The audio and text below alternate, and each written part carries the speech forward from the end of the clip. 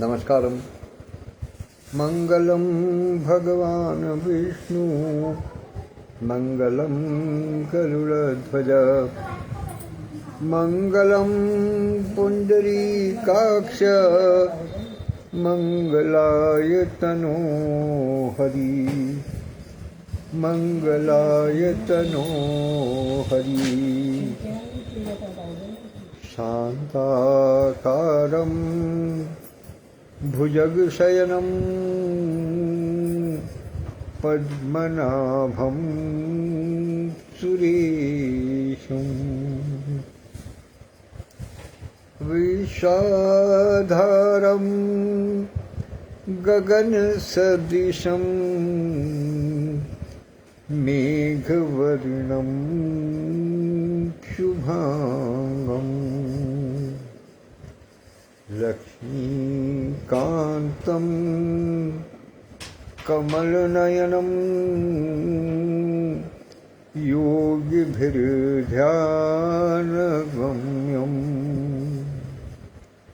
वन्दे विष्णुं भवभयहरं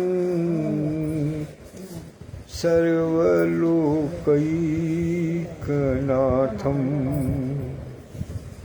सर्वलोकैकनाथं।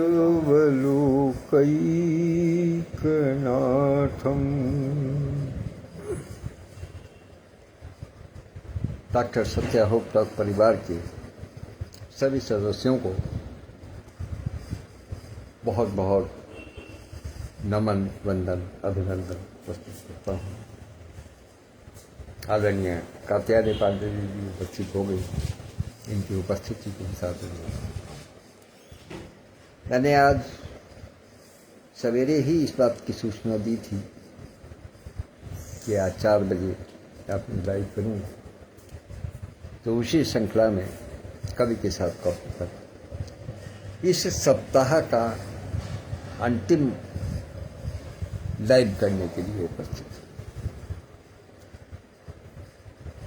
यहाँ बात चली है तो बता दूं कि कल से मैं अनुज्ञा द न्यू नॉलेज नवोन्मेष पर सवेरे 10:30 बजे से अपने वाचन के लिए उपस्थित रहूँगा। आदरणीय बाबूजी भी उपस्थित हो गए, उनकी उपस्थिति के साथ आज प्रातःकालीन बेला में जब मैं डॉक्टर सत्यप्रकाश पांडे जी का एक पोस्टर देख रहा था, फिर उनका मैंने ऑडियो भी सुना, तो उनका फिर आलेख भी पढ़ा, लाइव भी देखा। कहने का मतलब ये कि हर तरफ एक ही सूचना थी, बड़ी आह्लादित थी उनकी आवाज़ आज, और वो इसलिए कि जो कुछ थोड़ी बहुत मिसअंडरस्टैंडिंग, कुछ गलतफहमियाँ आदरणीय बड़े भाई श्री ओम प्रकाश खंडेलवाल जी के मन में उत्पन्न हो गई थी, उनका अधिकांश भाग का निराकरण हो गया और उनको अब इस पटल पर ओएसडी की भूमिका में आने के लिए आह्वान किया गया है और उन्होंने उसको स्वीकार कर लिया है। न केवल उन्होंने ओएसडी का पद स्वीकार किया है, अपितु जो कुछ किसी प्रकार की कहीं छोटी छोटी कहीं गांठ लग गई हैं किसी कारण से कहीं कहीं रिश्तों के बीच में, उनको भी सुलझाने के लिए उन्होंने गंभीरतापूर्वक प्रयास करने का आश्वासन दिया है। और केवल आश्वासन नहीं दिया बल्कि उन्होंने पूरा विश्वास दिखाया है कि वो इस कार्य को करने में सफल होंगे। हम सबके मन की यही अभिलाषा है कि जो भी किसी प्रकार के छोटे मोटे काट यदि कहीं पड़ी है रेशम की डोरी में तो वो सुलझ जाए और एक बार फिर से वही वातावरण, वही उत्साह, वही उल्लास सबके मन में प्रवाहित हो, वही गंगा जमुना समेत संगम दिखाई दे जो कि काशी में बनारसिया में 16 नवंबर को दिखाई दिया था। चलिए, ये तो बात उनकी एक आह्लादित होने की थी, इसके लिए मैं उनको भी बधाई देता हूँ और आदरणीय बड़े भाई श्री ओम प्रकाश खंडेलवाल जी को भी बधाई देता हूँ कि उन्होंने भी वस्तु स्थिति को समझते हुए अपना सहयोग प्रस्तावित किया है। हम उनका बहुत बहुत स्वागत करते हैं, अभिनंदन करते हैं और मैं केवल अपनी ओर से नहीं, पूरे पटल की ओर से उसका अभिनंदन करता हूँ, उनका स्वागत करता हूँ। आप बड़े हैं, निश्चित रूप से पुरानी बात आपने सुनी होगी, क्षमा बड़न को चाहिए। बड़ों को क्षमा करने का अधिकार भी है और साथ साथ उनका कर्तव्य भी, क्योंकि यदि बड़े ही क्षमा नहीं करेंगे तो फिर क्षमा करने के लिए आगे कौन बढ़ेगा। क्षमा करने का अधिकार भी उनका है क्योंकि बड़े ही क्षमाशील होते हैं। तो ये तो एक विषय रहा जो सवेरे एक नया अध्याय जुड़ा है, पुनः ये कहना चाहिए जो पुनरुत्थान हुआ है, पुनर्जीवीकरण हुआ है। आइए अब दूसरी बात पर आते हैं। डॉक्टर पांडे ने एक एब्रिविएशन दिया LDHS।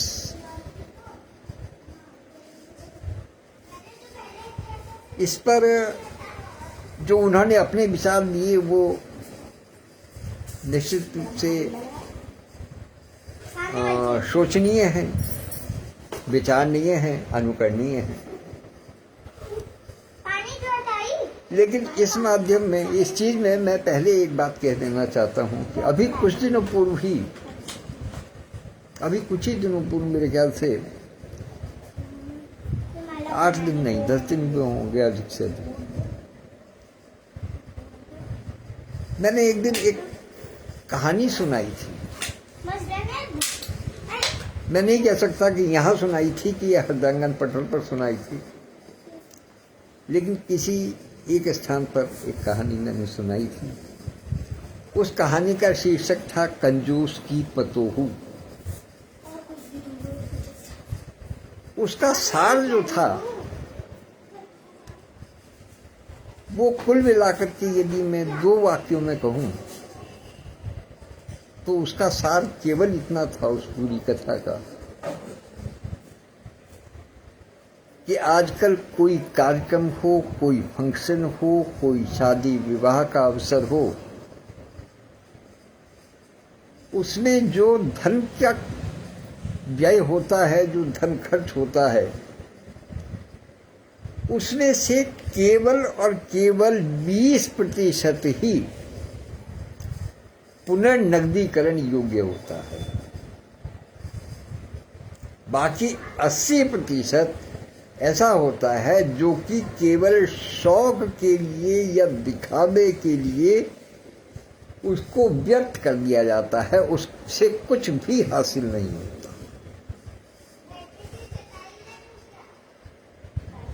और मैं समझता हूं कि चूंकि पांडे जी उस समय एक बड़ी ही विचित्र सी मनस्थिति में थे, इसलिए उन्होंने उस कहानी को संभवतः नहीं सुना। लेकिन उस कहानी का जो मूल उद्देश्य था, जो मूल तत्व था, वो यही था कि हम लोगों को वैवाहिक अवसर पर इस प्रकार के खर्चों से बचना चाहिए जो कि व्यर्थ हो जाते हैं। पुराने जमाने में 80% खर्च एक एसेट के रूप में एक घर से दूसरे घर में ट्रांसफर होता था, केवल 20% के दिखावा हुआ करता था। लेकिन अब स्थिति पलट चुकी है। अब स्थिति यह है कि केवल 20% ही एसेट के रूप में लड़की के साथ में, कन्या के साथ में अपने ससुराल पहुंचता है और 80% व्यर्थ हो जाता है। अब इस 20% और 80% को यदि समझ करके चला जाए, यदि उसको हम थोड़ा सा और समझने का प्रयास करें, तो डॉक्टर पांडे ने जो आज सवेरे बात करी, LBHS यानी लो बजट हाई स्टैंडर्ड्स, कम खर्च आला नसीब,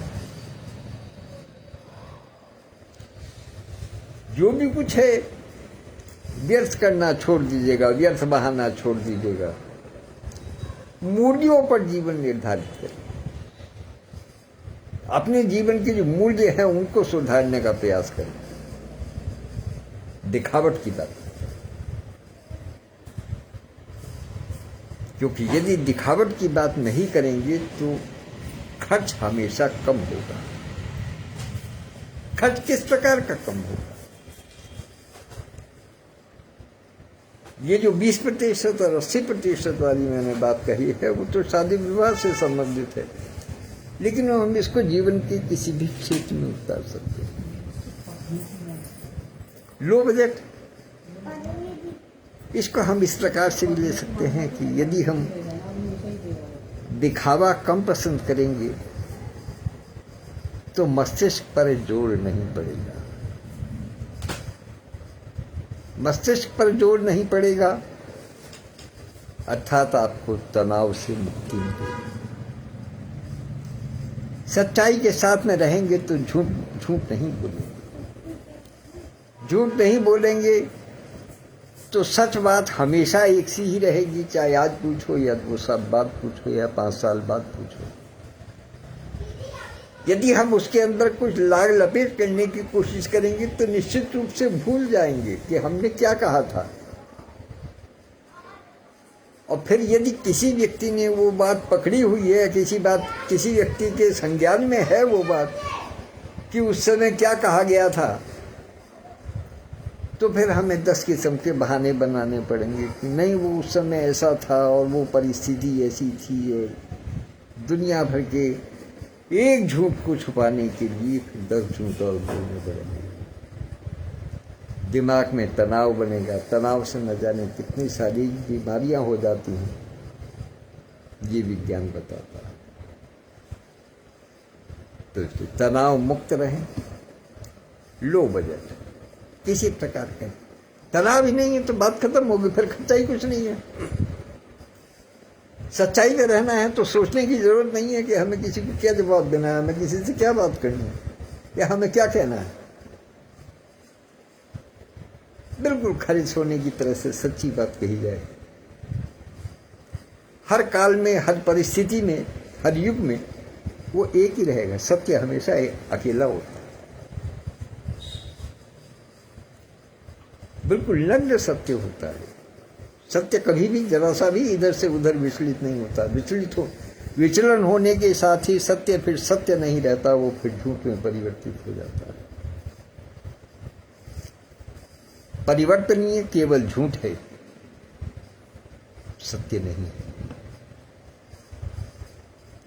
और इस संसार में यदि हमारे तनाव का कारण है, हमारी बीमारियों का कारण है, या हमारे लिए जो परेशानियों का कारण है, रिश्तों में परेशानियां उत्पन्न हो जाती हैं, परिवार में हो जाती हैं, पड़ोस में हो जाती हैं, समाज में हो जाती हैं, उसके पीछे कारण यही है कि हम अपना स्टैंडर्ड दिखाने के चक्कर में, अपने आप को एक स्तर पर ले जाने के चक्कर में, अपना स्टेटस दिखाने के चक्कर में न जाने कितना झूठ, न जाने कितना खर्च, न जाने कितना तनाव, कितनी परेशानियां हम अपने दिमाग में ओढ़े रहते हैं।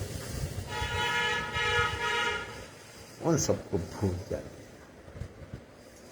सबको उठा करके एक तरफ कर दीजिए।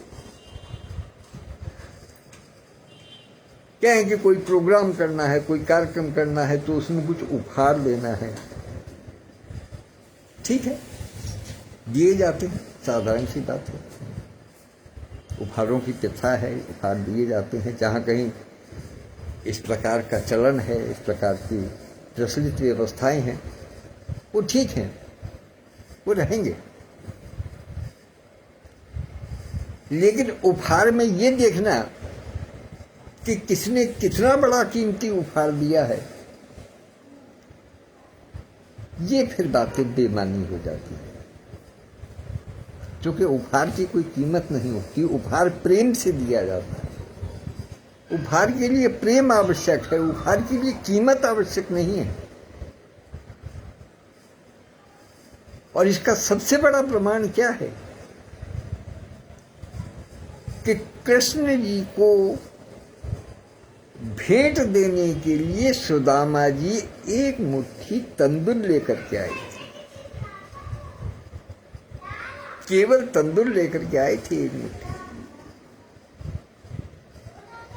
क्या भगवान कृष्ण जैसे विराट स्वरूप के लिए वहां उनकी परिस्थिति को देख करके, उनके स्तर को देखते हुए, क्या वो कीमत थी? क्या कीमत थी एक मुट्ठी तंदूर? लेकिन उस एक मुट्ठी तंदूर को कितना मान दिया श्री कृष्ण ने स्वयं, ये जग जाहिर है, ये किसी को बताने की आवश्यकता नहीं। तो जो एक समझदार व्यक्ति होता है, उसके लिए उपहार की कभी कीमत की चिंता नहीं करता, उपहार की कीमत की चिंता नहीं होती। वो हमेशा हृदय की भावनाओं का प्रतीक है उपहार। तो इससे कोई भी कार्यक्रम होता है, कोई जरूरी नहीं है कि उसमें आप 500-700 रुपए का उपहार लें। कि 100 चढ़ानी है तो 100 कम से कम 400 रुपए की होनी चाहिए। यदि 200 रुपए वाली शॉल आ गई तो जिसको दी गई वो उस समय तो हो सकता है कुछ ना बोले, लेकिन जैसे ही गले में पड़ेगी उसके बाद में उतार करके एक तरफ रख देगा और फिर उसको हाथ नहीं छुए। याद दिलाए तो उठा करके चलेगा। तो स्टैंडर्ड नहीं, तनाव कम, सुख ज्यादा। हाई स्टैंडर्ड, ज्यादा सुख। लो बजट, तनाव कम। यही जीवन का सूत्र है और इसी पर ही दिमाग से तनाव हटा देना है और सुख की वृद्धि करनी। सुख हमें बढ़ा लेना है, अपने लिए, सामने वाले के लिए, जिससे मिलते हैं उसके लिए भी, और जो हमसे मिलता है उसके लिए। सबके लिए निर्मल जल की तरह से बहते हुए सरलता के साथ में, सहजता के साथ में सबको मिले। बिल्कुल निश्चल होकर के एक दूसरे को गले लगाएं, एक दूसरे से बात करें, गांठ न पड़ने दें। गांठ पड़ेगी तो वो पता नहीं क्या क्या करें। तो इसी के साथ आज की अपने वाचन को विश्राम देता हूँ और आपको चलते चलते एक बार पुनः स्मरण कराता हूँ कि कल यानी सोमवार से जो आने वाला सप्ताह है, सोमवार से लेकर के रविवार तक